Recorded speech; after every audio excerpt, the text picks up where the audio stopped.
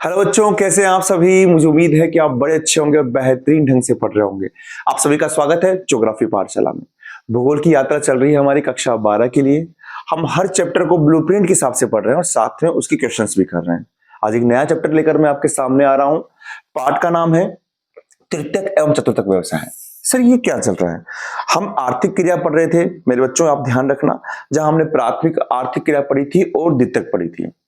प्राथमिक में हमने ये पढ़ा था कि हम जंगल से या प्राकृतिक संसाधनों से कोई सामान प्राप्त कर रहे हैं, लकड़ी प्राप्त कर रहे हैं, मछली प्राप्त कर रहे हैं, उत्पाद प्राप्त कर रहे हैं।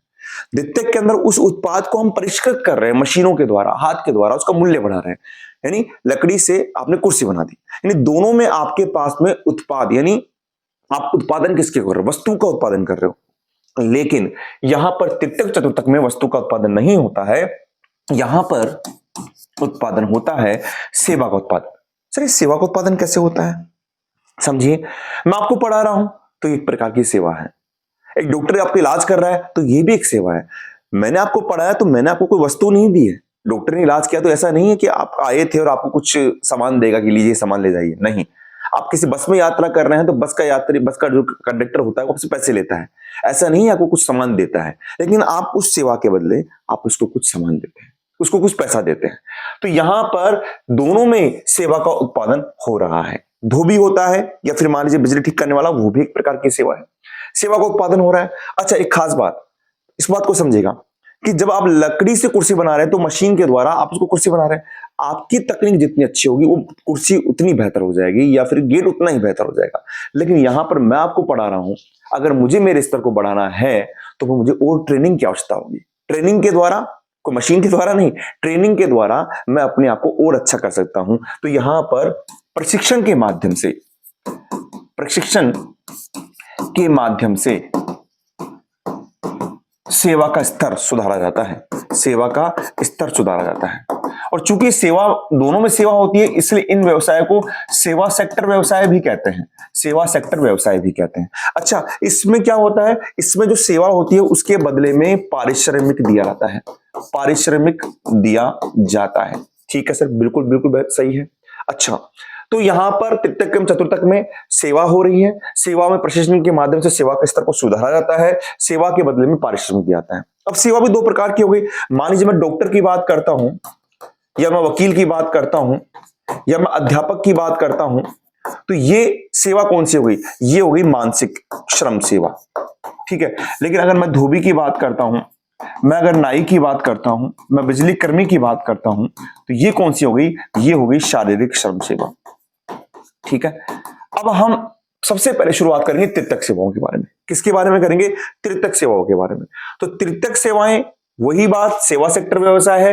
प्रशिक्षण के माध्यम से सेवा का स्तर सुधारा जाता है। इसमें सेवा दो प्रकार की होती है, ये वाली हो गई। अच्छा, तृतीयक व्यवसाय की एक खास बात और सुनिए आप। मैं आपको पढ़ा रहा हूं तो मेरा आपसे सीधा संबंध है। डॉक्टर इलाज कर रहा तो सीधा संबंध है। एक बिजली ठीक करने वाला सीधा संबंध है। तो यानी तृतीयक सेवा के अंदर खास बात सुनिए, इसको नोट कर लीजिएगा, इसमें उपभोक्ता से सीधा संबंध होता है। उपभोक्ता से सीधा संबंध होता है। और चूंकि सीधा संबंध होता है ना, इसलिए इसको प्रत्यक्ष सेवा कहते हैं। क्या कहते हैं? प्रत्यक्ष सेवा कहते हैं। तो सर यहां तो काफी क्वेश्चन बन गए कि तृतीयक व्यवसाय एक सेवा सेक्टर व्यवसाय है। तृतीयक व्यवसाय के अंदर प्रशिक्षण के माध्यम से सेवा का स्तर सुधारा जाता है। तृतीयक व्यवसाय एक प्रत्यक्ष सेवा है, इसमें उपभोक्ता का सीधा संबंध होता है। ठीक है।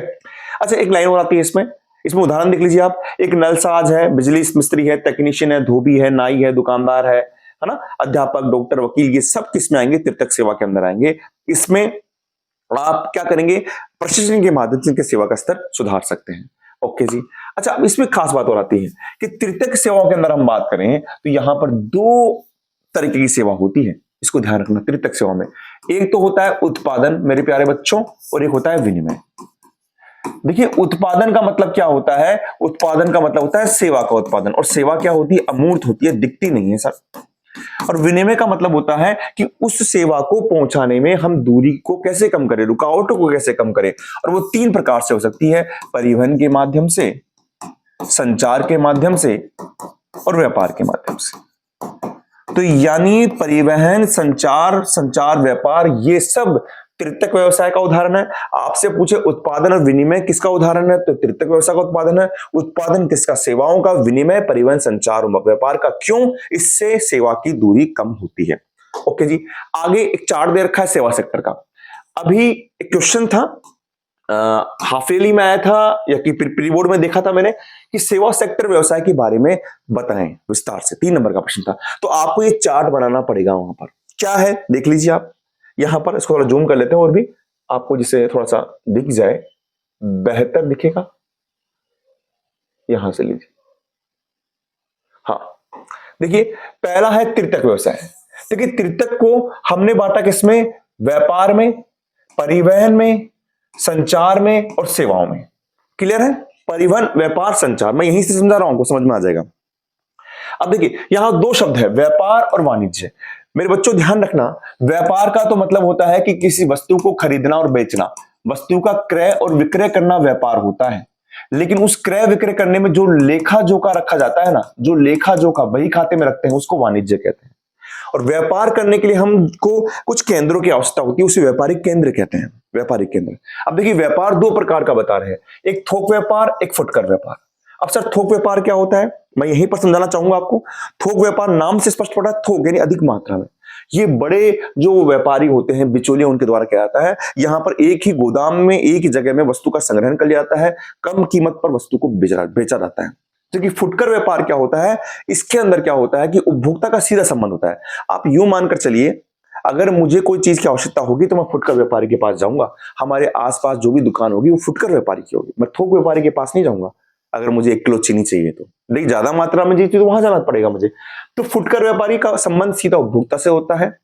यहां पर ही फुटकर व्यापारी भी क्या करते हैं, थोक व्यापारी से माल उधार लेते हैं और उस माल को उपभोक्ता को बेचते हैं, बाद में आई राशि को इधर दे देते हैं। यानी वो एक तरीके से थोक व्यापार की जो पूंजी होती है उस पर ही व्यापार करते हैं। उसके उदाहरण रेडी वाला, आसपास की दुकान वाला, है ना, ये सब आपके पास, ये आपके पास में आ जाएंगे। अच्छा, थोक व्यापार भी कैसे होगा, अगर नगरों में अगर भंडार है तो नगरी, और ग्रामीण में मंडिया है तो ग्रामीण मंडिया। अब आप इसको समझिए, फुटकर व्यापार के अंदर ये काफी खास है। फुटकर व्यापार 2 प्रकार का है, नगरों में, ग्रामों में।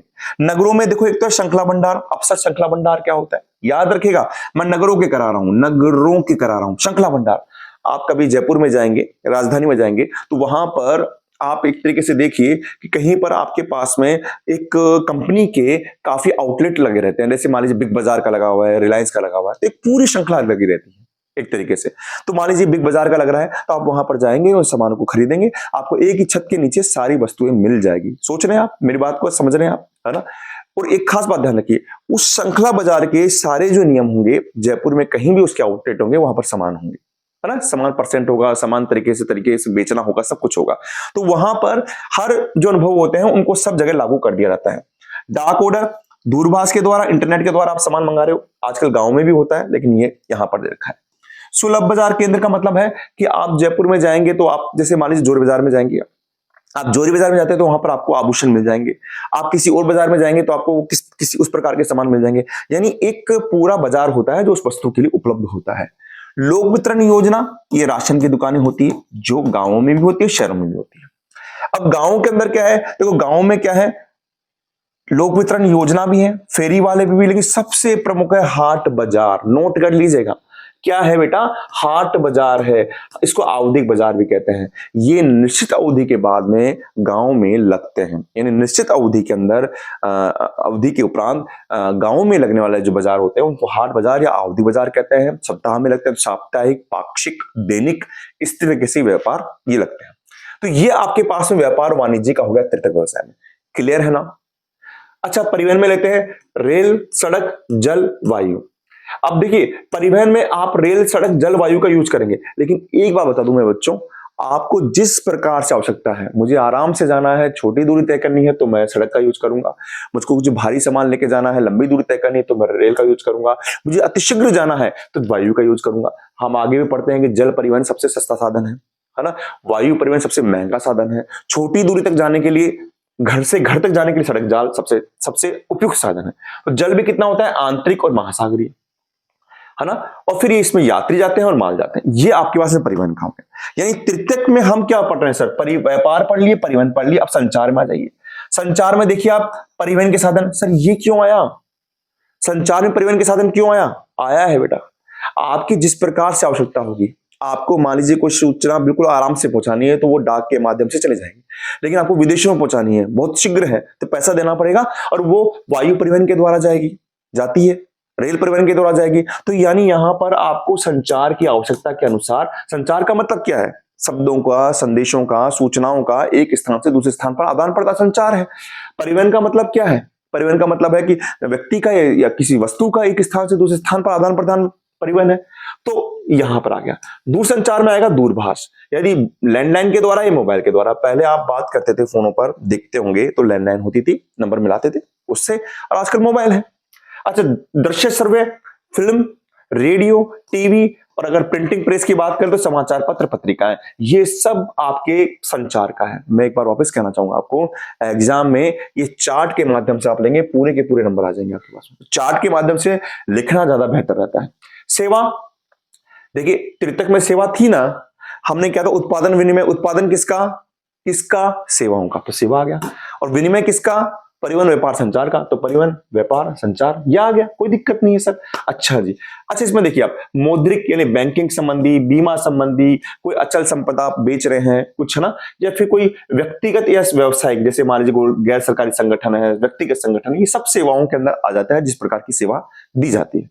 चतुर्थक और पंचम हम बाद में पढ़ेंगे इसमें चार्ट में। ओके जी, तो देखिए व्यापार वाणिज्य, कुछ मोस्ट लाइन है जो अंडरलाइन की बता देता हूं आपको। देखिए यहां पर वस्तु का, व्यापार का मतलब होता है क्रय विक्रय होता है, और इस क्रय विक्रय को करने के लिए व्यापारिक केंद्र होते हैं, बिल्कुल खास बात है। अब देखिए सबसे खास बात कि व्यापारिक केंद्र कितने प्रकार के होते हैं, इसको नोट कर लीजिएगा बेटा, कि व्यापारिक केंद्र कितने प्रकार के होते हैं। व्यापारिक केंद्र दो प्रकार के होते हैं।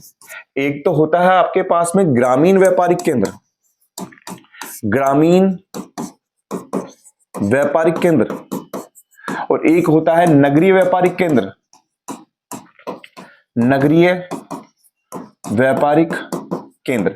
अब ग्रामीण व्यापारिक केंद्र क्या होंगे सर, गांव में जो व्यापारिक केंद्र होंगे सर, वहां पर तो हमको महंगी गाड़ियां या चीज तो नहीं मिलेगी, वहां पर तो हमको सामान्य आवश्यकता की चीजें मिल जाएगी। तो बस वही है कि ये बस्तियों के पास में होते हैं, ये अर्धनगरीय केंद्र होते हैं, न तो नगर के होते हैं न गांव के, अर्धनगरीय केंद्र होते हैं। यहां पर आपको जो सामान्य सुविधा की जो वस्तुएं होती है वो आपको मिल जाती है, अधिक मांग वाली वस्तुएं नहीं मिलेगी आपको, मतलब बहुत विलासिता की वस्तुएं नहीं मिलेगी आपको। ग्रामीण लोगों की अधिक मांग वाली वस्तुएं और सेवाएं यहां पर आराम से मिल जाती है। जबकि ग्रामीण क्षेत्र, ये आवधिक बाजार तो पढ़ ही लिया आपने, ग्रामीण क्षेत्रों में नियमित बाजार नहीं होते, बल्कि एक निश्चित समय बाद लगने वाले बाजार को हम कहते हैं आवधिक बाजार। नगरीय बाजार केंद्र क्या होते हैं, यहां पर नगरीय सेवा मिलती है, यहां पर आपको साधारण वस्तुओं के अलावा विलासिता की वस्तुएं मिलती है। यहां पर आपको डॉक्टर, वकील, परामर्शदाता, पशु चिकित्सक, डॉक्टर, इस तरीके से यहां पर आपको क्या होते हैं, इन लोगों के केंद्र होते हैं। ये नगरों की विशेषता होती है, आजकल गांव में भी होने लग गई है। फुटकर व्यापार मैंने बता दिया था कि ये एक ऐसा होता है जिसमें उपभोक्ता का सीधा संबंध होता है, और उदाहरण देख लीजिए आप, फेरी, रेहड़ी, ट्रक, द्वार से द्वार, डाक आदेश, जैसे आ जाए द्वार से द्वार, तो फुटकर व्यापार। आप सारे द्वार से द्वार किस प्रकार का व्यापार करेंगे, तो फुटकर व्यापार वाला। ओके जी, भंडार और सामग्री, अच्छा इसको हम बाद में देखेंगे। थोक व्यापार क्या होता है, ये बिचौली, सौदागर और पूर्तिकारों द्वारा होता है, बता दिया आपको मैंने। इसमें क्या कर लेते हैं, ये काफी चीजों का भंडार कर लेते हैं, और फिर ये उधार किसको देते हैं, फुटकर भंडारों को उधार देते हैं, और वो फुटकर भंडारों की पूंजी पर व्यापार करते हैं। आपके पास में ये आ चुका है। अच्छा अब देखिए खास बात, यहां पर भंडार है, थोक व्यापार भंडार करते हैं बेटा, तो भंडार दो प्रकार का होता है, और यहां से खास लाइन इसको नोट कर लीजिएगा। फुटकर व्यापार में वृहत स्तर पर सबसे पहले नवाचार लाने वाले उपभोक्ता सहकारी समुदाय थे। तो आपसे कोई पूछ ले कि फुटकर व्यापार में नवाचार लाने वाले यानी नए तरीके लाने वाले कौन थे, तो आपके पास में उत्तर हो जाएगा उपभोक्ता सहकारी समुदाय। ओके जी, अब ये कह रहा कि भंडार दो प्रकार के होते हैं सर, भंडार गृह दो प्रकार के होते हैं, एक तो होते हैं विभागीय भंडार और एक होते हैं श्रृंखला भंडार। सर ये विभागीय भंडार क्या होते हैं, अरे मेरे बेटा समझ गए आप, विभागीय भंडार सरकार के होते हैं, और सरकार अपने विभागीय कर्मचारियों को वहां नियुक्त कर देती है इनमें काम करने के लिए, है ना, विभागीय कर्मचारियों को यहां पर नियुक्त कर देती है। जबकि श्रृंखला भंडार क्या होते हैं, ये किसी व्यक्ति के हो सकते हैं, कोई संस्था के हो सकते हैं, और मैंने बताया था ना जैसे बिग बाजार है या रिलायंस है, ये ऐसे होते हैं, बिग बाजार हो गया या फिर रिलायंस हो गया, इस तरीके से होते हैं। यहां पर खास बात क्या होती है श्रृंखला भंडार में, कि यहां पर या तो वस्तु का संग्रहण कर लिया जाता है या फिर उस वस्तु का निर्माण ही कर लिया जाता है यहाँ पर, है ना। और यहाँ पर हर सेक्टर, जितने मान लीजिए एक श्रृंखला भंडार ए है, बी है, सी है, डी है, हर के जो नियम होते हैं वो सब पर लागू कर दिए जाते हैं। तो देख लीजिए इसमें कि श्रृंखला भंडार, इसमें जो मितव्यता से व्यापारिक माल खरीदते हैं, कभी कभार वस्तु का निर्माण करा लेते हैं, इनके पास जो भंडार के अनुभव होते हैं सभी पर लागू कर दिए जाते हैं। परिवहन क्या होता है, हम पढ़ चुके हैं, एक ऐसी सुविधा होती है जिसमें व्यक्ति को या वस्तु को एक स्थान से दूसरे स्थान पर लाया जाता है। एक खास बात देखिए, कभी कभार क्वेश्चन देखा है मैंने कि परिवहन की दूरी को हम किलोमीटर दूरी में, अगर आप मान लीजिए यहां से यहां तक की लंबाई नाप रहे किलोमीटर में, 20 किलोमीटर में, तो ये तो हो गई किलोमीटर दूरी में। हम समय माप रहे हैं कि हम 2 घंटे में पहुंच गए, तो ये हो गई समय दूरी में। और हम बोल रहे हैं कि इसमें हमारे 100 रुपए खर्च हो गए, तो ये हो गई हमारी लागत दूरी। क्या हो गई, लागत दूरी। तो परिवहन की दूरी को किलोमीटर दूरी में, समय दूरी में, लागत दूरी में हम क्या कर सकते हैं, माप सकते हैं। बिल्कुल आसान है सर, बिल्कुल आसान है।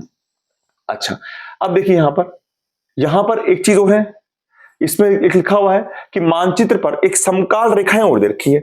समकाल रेखाएं क्या होती है, समकाल रेखाएं क्या होती है, इसको हम देख लेते हैं। देख लीजिए आप, समकाल रेखाएं। अरे हमने सर समताप पढ़ा था, समदाब पढ़ा था, समकाल क्या आ गया। समकाल रेखाएं क्या होती, समझिए आप, कि आप कोई बिंदु है, ए है, यहां पर बी पे पहुंच रहा है, आप इस रास्ते से जा रहे हैं, इस रास्ते से जा रहे हैं, इस रास्ते से जा रहे हैं, है ना। तो समान समय पर पहुंचाने वाली जो रेखाएं होती है, मान लीजिए आप यहां से जाएंगे, यहां पर 10 मिनट लग रहे हैं, या 15 मिनट लग रहे हैं, या 20 मिनट लग रहे हैं, तो ये जो मार्ग है जो आपको 20 मिनट में पहुंचा रहा है, तो ये समकाल रेखाएं हो जाएगी। यानी मानचित्र पर समान समय पर पहुंचने वाले स्थानों को मिलाने वाली जो रेखाएं होती है उन्हें हम समकाल रेखाएं कहते हैं। अब ये जाल तंत्र, ये क्या है, इसको बहुत मोस्ट देख लीजिए आप। क्या होता है, हम देखते हैं हमेशा कि एक कस्बा है ए और एक कस्बा है यहां पर आके, मान लीजिए ये कस्बा हो गया, इसको कस्बा भी कह सकते हैं, इसको हम नगर भी कह सकते हैं, कस्बा या नगर। यहां पर कोई मार्ग जा रहा है, इस तरीके से कई मार्ग मिल रहे हैं इस तरीके से, तो हम इस कस्बे मार्गों को हम नोड कहेंगे। क्या कहेंगे, नोड। अब ये भी नोड हो गया, ये भी नोड हो गया, ठीक है, ये भी नोड हो गया। और इन नोड को मिलाने वाला जो रास्ता होता है, ये नोड को जो मिलाने वाला रास्ता होता है उसे कहते हैं हम योजक। और जब इस प्रकार के नोड और योजक, इस प्रकार के नोड और योजक कई जगह मिल जाते हैं, तो उसे कहते हैं हम परिवहन जाल तंत्र। क्या कहते हैं, परिवहन जाल तंत्र कहते हैं। समझ गए आप। देखिए क्या कहने जा रहा हूं मैं, यहां पर देखिए कि 2 अथवा अधिक मार्गों का संधि स्थल, ये देखो 2 मार्ग हैं या कई मार्गों का संधि स्थल होता है, उसे नोड कहते हैं। बिल्कुल बता दिया, एक कस्बा है उसमें कई रास्ते जा रहे हैं, उसको नोड कह दिए। 2 नोडों को मिला देंगे तो योजक कह देंगे, और ऐसे कई योजक मिल जाएंगे ना, ऐसे कई योजक मिल जाएंगे तो उसे विकसित जाल तंत्र कह देते हैं। सामान्य सी चीज है। परिवहन को प्रभावित करने वाले कारक क्या करेगा प्रभावित, सर सबसे बड़ा जनसंख्या करेगी। किसी भी क्षेत्र में अगर जनसंख्या बहुत ज्यादा है तो वहां पर परिवहन के साधन आवश्यकता के अनुसार बहुत ज्यादा हो जाएंगे, डिमांड के अनुसार जनसंख्या का आकार करेगा। दूसरा कि वहां पर नगर कस्बे के अंदर कोई औद्योगिक केंद्र है, कच्चे माल है, उनके मध्य व्यापार का स्वरूप कैसा है, ये प्रभावित करेगा। तीसरा करेगा कि वहां की जलवायु कैसी है, वहां का धरातलीय बनावट कैसी है। जैसे मान लीजिए पहाड़ी क्षेत्र तो वहां का अलग परिवहन होगा, समतल धरातल पर अलग होगा, जल होगा तो समुद्री होगा। तो जनसंख्या का आकार हो गया, व्यापार का प्रकार हो गया, या फिर हम कच्चा माल और उत्पादन केंद्रों की बात कर लें, या फिर भूदृश्य जलवायु का प्रकार हो गया। ये परिवहन को प्रभावित करने वाले कारक हैं, आपको ये लिखने पड़ेंगे। जनसंख्या का आकार, या फिर हम करेंगे औद्योगिक केंद्रों, कच्चे माल के मध्य व्यापार का प्रारूप या व्यापार का तरीका, भूदृश्य जलवायु का आकार। ओके जी, बिल्कुल ठीक है। चलिए लास्ट देखते संचार। देखिए संचार क्या होता है, देख लीजिए। संचार में शब्दों और सेवाओं का, एक सेकंड थोड़ा सा कहीं डिस्टर्ब हो रहा है, हाँ, शब्दों और संदेशों तथा तथ्यों या विचारों का प्रेषण होता है। बिल्कुल सही है। पहले आप देखते थे कि हम वस्तुओं को पशुओं के द्वारा, नाव के द्वारा, सड़क के द्वारा हम संदेशों को देते थे, लेकिन अब ये है। और खास बात, जहां परिवहन जाल तंत्र जितना सक्षम होगा, यानी परिवहन और संचार आपस में मिले हुए हैं, मैंने बताया था, है ना। जहां, क्योंकि आप देख लीजिए यहां पर भी देख लीजिए आप कि संचार के अंदर से आपका परिवहन भी आ रहा है। तो जहां पर परिवहन तंत्र जितना अच्छा होगा, वह संचार उतना ही अच्छा हो जाएगा। दूरसंचार क्या होता है, दूरसंचार इसका प्रकार है, इसमें हम मोबाइल के द्वारा हम अपनी सूचनाओं को पहुंचाते हैं, और संचार को दूरसंचार ने या संचार ने प्रत्यक्ष तत्काल बना दिया है। फिर खालिस्तान का क्वेश्चन आता है कि किसने, यानी मोबाइल या दूरभाष ने, मोबाइल आ जाए या दूरभाष आ जाए, उसने संचार को प्रत्यक्ष तत्काल बना दिया गया। रेडियो और दूरदर्शन क्या है, रेडियो एक सर्वे माध्यम है, दूरदर्शन एक सर्वे दृश्य माध्यम है, दोनों जनसंचार के माध्यम है। यहां पर मोस्ट लाइन, इंटरनेट ने वैश्विक संचार तंत्र में वास्तविक क्रांति ला दी है। ऑप्शन, वैश्विक संचार तंत्र में वास्तविक क्रांति ला दी है। ऑप्शन दे दिया आपको, रेडियो दे दिया, आपको टीवी दे दिया, आपको मोबाइल दे दिया और एक आपको इंटरनेट दे दिया। तो उत्तर क्या हो जाएगा? इंटरनेट हो जाएगा वैश्विक संचार तंत्र में क्रांति। ओके जी, समझ गए ना? तो अब हम इस पर अंतिम पढ़ते हैं, सेवाएं। देखिए सेवाएं क्या होती है? सेवाएं बता दिया, उत्पादन विनिमय पढ़ा था, उत्पादन यानी सेवाओं का उत्पादन। तो यहां पर सेवाएं दो प्रकार में कर सकते हैं हम, निम्न स्तरीय सेवाएं और उच्च स्तरीय सेवाएं। निम्न स्तरीय सेवाओं में क्या होगा सर? जैसे मान लीजिए आप पंसारी की दुकान है, धोबी है, यानी आप एक तरीके से वहां पर शारीरिक श्रम कर रहे हैं, तो शारीरिक श्रम सेवाएं और निम्न स्तरीय सेवाएं एक ही हो जाएगी आपके पास, निम्न स्तरीय और एक हो जाएगा शारीरिक श्रम। दोनों के अंदर यहां पर ट्रेनिंग कम है तो आपको पैसा भी कम मिलेगा। आपके पास में धोबी हो गया, आपके पास में नाई हो गया, इस तरीके से। और उच्च स्तरीय सेवाएं, या हम यूं बात करें इसके अंदर हम ले सकते हैं मानसिक श्रम सेवाएं। मानसिक श्रम सेवाएं, इसमें वकील आ जाएगा, डॉक्टर आ जाएगा, आपके पास में अध्यापक आ जाएगा। ठीक है, तो यहां पर जिस प्रकार से आपके ट्रेनिंग का पैसा बढ़ेगा, आप मानसिक से शारीरिक सेवा करेंगे, आपको पैसा उतना मिलेगा। एक बात जरूर ध्यान रखना कि अगर मैं आपको पढ़ा रहा हूं, स्कूल का टीचर हूं, तो मैं तृतीयक व्यवसाय में आऊंगा, लेकिन कॉलेज का प्रोफेसर है, यानी विश्वविद्यालय अध्यापन जो होगा, विश्वविद्यालय अध्यापन जो होगा वो आएगा आपके पास में किसमें? चतुर्थक सेवा में आएगा, चतुर्थक सेवा में आएगा। ठीक है जी, देखो एक उसका उदाहरण देख लीजिए आप इसके अंदर। जैसे आपके पास में एक ये भी आता है कि भारत में जो जो दिल्ली है, मुंबई है, चेन्नई है, कोलकाता, जो बड़े महानगर हैं, वहां पर सेवा सेक्टर का सबसे अधिक उत्पादन होता है, और उसमें मुंबई का डब्बा वाला एक उदाहरण है। अब तृतीयक क्रियाकलापों में संलग्न लोग, बिल्कुल हम ये देखते हैं जो अल्प विकसित देश होते हैं वहां पर तृतीयक क्रियाकलाप में 10% से लोग कम काम करते हैं, लेकिन संयुक्त राज्य अमेरिका में 75% से अधिक लोग वहां पर काम कर रहे हैं, है ना? 75% से लोग ज्यादा वहां पर काम कर रहे हैं, आपको इसको समझना है। अब देखिए हमारे पास में अगला आता है, हमारे पास में पर्यटन। पर्यटन भी बहुत अच्छा है। देखिए पर्यटन भी तृतीयक व्यवसाय में आएगा, क्योंकि प्रत्यक्ष ये एक सेवा है, एक व्यक्ति घूमने जा रहा है, आनंद के लिए जा रहा है। देखिए पर्यटन का मतलब समझिए, मान लीजिए कोई व्यक्ति ए से बी जा रहा है, अगर व्यापार के उद्देश्य से जा रहा है, पैसे कमाने जा रहा है, तो व्यापार हो गया। लेकिन इसका उद्देश्य अगर आनंद है, आप एक स्थान से दूसरे स्थान पर जा रहे हैं और आपका उद्देश्य अगर आनंद है, तो वो पर्यटन होगा। तो पर्यटन एक यात्रा है जो व्यापार की बजाय आनंद के लिए की जाती है। और इस पर्यटन में खास बात क्या है बेटा? इस पर्यटन में कुल राजस्व, यानी विश्व में कुल राजस्व की बात करें, भारत के अंदर बात करते हैं हम, और कुल रोजगार देने में ये नंबर 1 है ना? राजस्व कितना? राजस्व में लिख रखा है 40% कुल जीडीपी का, और रोजगार 25 करोड़ लोग हैं। तो यहां पर दे रखा है कि कुल पंजीकृत रोजगार एवं कुल राजस्व की दृष्टि से विश्व का सबसे बड़ा तृतीयक क्रियाकलाप कौन है? पर्यटन है, पर्यटन है, याद रखना। पर्यटन ऋतुनिष्ठ होता है, बिल्कुल सही है सर, ऋतुनिष्ठ होता है। आप जैसे मान लीजिए सर्दियां होती है तो आप गर्म स्थान से, ठंडे स्थान से गर्म स्थान में आते हैं, राजस्थान में आते हैं। और जब हमारे पास में गर्मियां आती है तो हम राजस्थान से मनाली है या फिर हम माउंट आबू चल जाते हैं, तो ऋतुनिष्ठ होता है। तो पर्यटन के बारे में पढ़ लिया। अब आपके दिमाग में आता है सर पर्यटन के लिए हम जाएंगे कहां पर? तो यहां पर कुछ क्षेत्र दे रखे हैं पर्यटक प्रदेश, याद रखिएगा। अगर हम पर्यटक प्रदेश की बात करें, इस लाइन को याद रखना, विश्व का सबसे ज्यादा रोजगार देने वाला और राजस्व देने वाला पर्यटन विश्व का नंबर 1 है, तृतीयक व्यवसाय। देखिए आपने पढ़ा था पर्यटक के अंदर, हमने पढ़ा था कि सर हम सुखद जलवायु यानी भूमध्य सागरीय क्षेत्र में जाते हैं। भूमध्य सागरीय क्षेत्र में हमने पढ़ा था कि यूरोपीय जो देश होते हैं, इंग्लैंड है, फ्रांस है, या ठंड होती है तो यहां पर आ जाते हैं अच्छी जलवायु के कारण, है ना? और हम भारत के अंदर बात करें तो पश्चिमी जो तट है हमारे, जहां पर हम गोवा की बात करते हैं, केरल की बात करते हैं, लक्षद्वीप की बात करते हैं, यहां पर घूमने आते हैं, तो ये सुखद जलवायु वाले प्रदेश हैं।